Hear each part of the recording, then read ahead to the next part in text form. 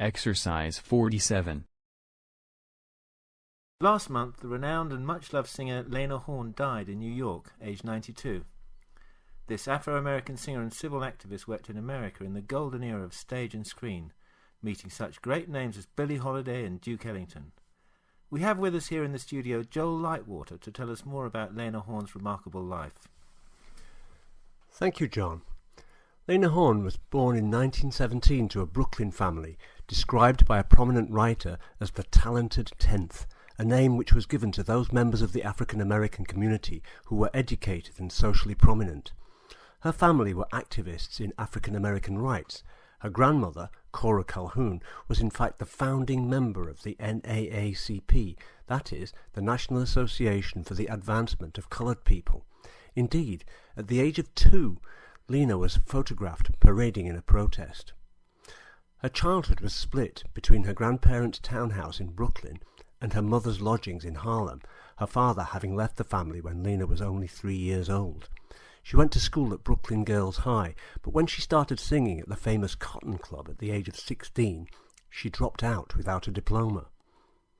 All her life, Lena's mother Edna had hoped that Lena could use her performances to break down race barriers.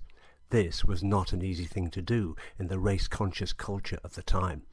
At one point, Lena was advised to advertise her creamy complexion as Latin, something she refused to do, while later in her career, studio executives in Hollywood suggested that she darken her skin colour with makeup. Matters relating to racial equality were always high up on Lena's priorities. During World War II, when she was entertaining soldiers and prisoners of war, she noticed that she was always being asked to perform for groups which segregated in terms of colour. In the rare instances where she sang for mixed groups, white German prisoners of war were seated in front of the African American servicemen. She soon refused to perform for such occasions, and, since the US Army refused to allow integrated audiences, she put on her own show for a mixed-colour audience. After the war years, Lena had the opportunity to move into the glamorous world of Hollywood, and she was the first African American to be signed on a long-term studio contract. However, this was an age when the colour barrier was still strong. Black actors rarely had the chance to play anything more than maids and butlers. Although Lena was beginning to achieve a high level of notoriety, she found that she rarely had the chance to act, and many of her lines were cut during the editing process. Only in 2 incidences did she play a character that was central to the plot. But Lena's elegance and powerful voice were unlike anything that had come before, and both the public and the executives in the entertainment industry began to take note. By the mid-40s, Horne was the highest-paid black actor in the country, and her songs were instant classics. However, Horne's great fame could not prevent the wheels of the anti-communist machine from bearing down on her.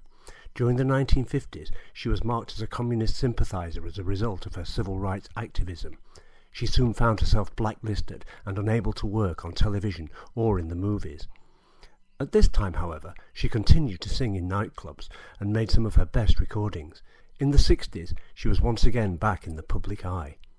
Since the 16-year-old danced her first steps on the stage of the Cotton Club, much has changed.